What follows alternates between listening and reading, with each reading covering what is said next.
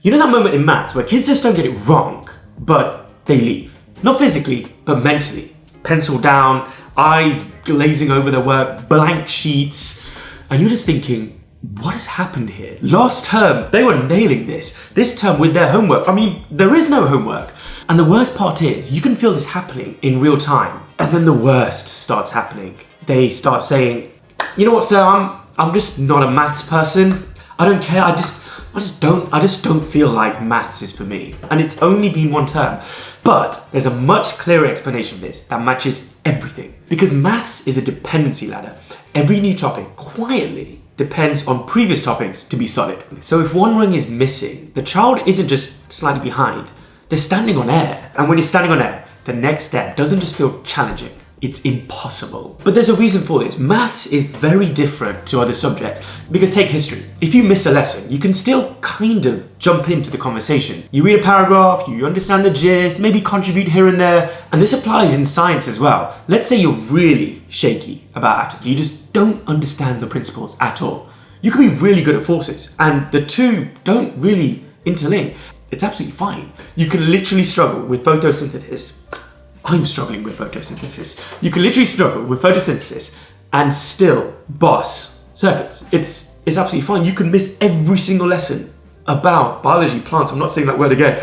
And when it comes to circuits, you can nail it and there's no impact. But maths isn't like this. It might come in chapters, but it's absolutely not. It's rungs on a ladder. If you're missing the rung below, when you look up at the board and you start seeing these symbols, it could be hieroglyphics. It means nothing to the student. Let me give you an example. Let's say a student just doesn't understand fractions at all. It just goes over them.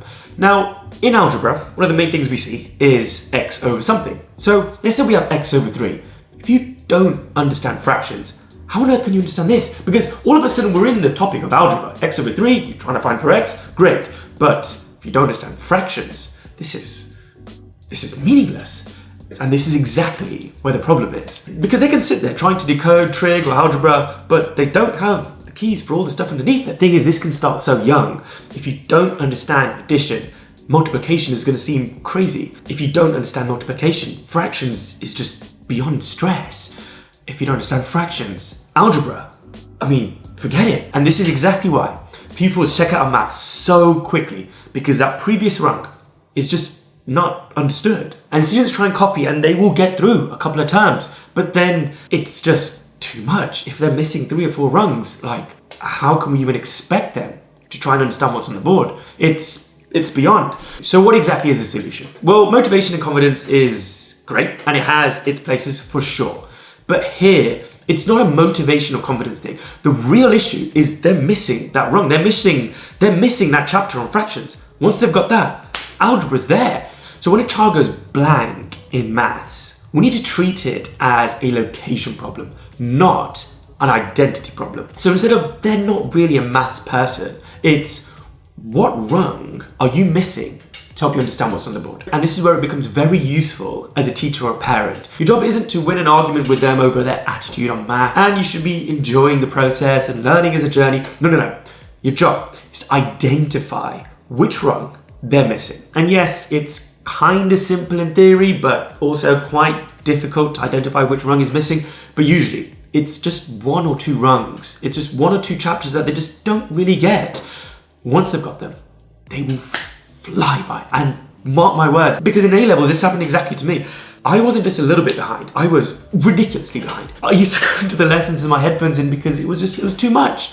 Forget what Sir was saying. There's no point in me listening to Sir. At some point I realised, right, I need to start learning. So, start the textbook. And I just went through it all the way. One. And this was hard work, but I caught up. And the thing is, the moment every rung was found, that lesson was enjoyable. I understood what Sir was saying. I went from that student that clearly he didn't like to top student him. If it wasn't for me catching up, I wouldn't have picked engineering at university. That was the stumbling block for me. So if you take one thing away from this video, maths isn't a subject where students just decide that they're not smart. No.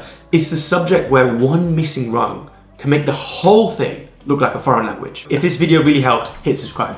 I'm in the process of making hundreds of more videos that help pinpoint exactly where their learning stops. Now tell me in the comments, which rung do you see kids miss the most? And let's see if we can do something about this.